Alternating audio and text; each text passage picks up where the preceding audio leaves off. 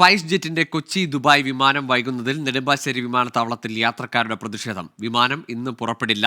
പ്രതിഷേധത്തിന് പിന്നാലെ യാത്രക്കാർ വിമാനത്താവളത്തിൽ നിന്ന് മടങ്ങി.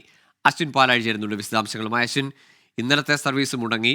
ഇന്നെത്തിയ യാത്രക്കാരോടും അവർ വിമാനം യാത്രയും ഒക്കെ വൈകുന്ന സാഹചര്യം. ഇതിലെ ഈ രണ്ട് വിമാനങ്ങളിലും 2 ദിവസങ്ങളിൽ യാത്ര ചെയ്യേണ്ട ആളുകൾക്ക് വലിയ ബുദ്ധിമുട്ടുണ്ടായി. അവർക്കുള്ള പുനഃക്രമീകരണം എങ്ങനെയാണ്?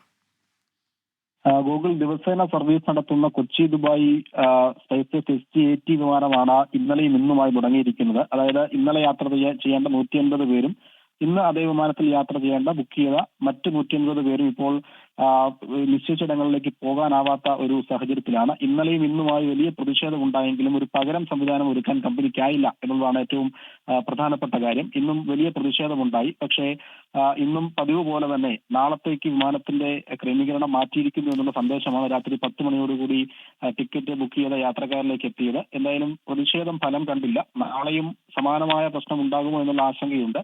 യാത്രയ്ക്ക് മറ്റു മാർഗങ്ങൾ തേടാൻ നിർബന്ധിതരാകുകയാണ് യാത്രക്കാർ. ഗൂഗിൾ. ശരി. കൊച്ചിയിൽ നിന്ന് ദുബായിലേക്കുള്ള സ്പൈസ് ജെറ്റ് വിമാനം ബുക്ക് ചെയ്ത യാത്രക്കാരാണ്. ഇന്നലെയും ഇന്നും 2 ദിവസവും ആ വിമാനത്തിൻ്റെ സർവീസ് ഉണ്ടായില്ല. 2 ദിവസവും യാത്രക്കാർ കുടുങ്ങുന്നു. ഏതായാലും നാളെ സർവീസ് നടത്തും എന്നതാണ് വിമാന കമ്പനി അധികൃതർ നടക്കുന്ന ആ വാക്ക് വിശ്വസിച്ച് പലരും മടങ്ങേണ്ട സാഹചര്യമുണ്ടായി. അശ്വിൻ പാലാഴിയാണ് കൊച്ചിയിൽ നിന്ന് വിശദാംശങ്ങൾ നൽകിയത്.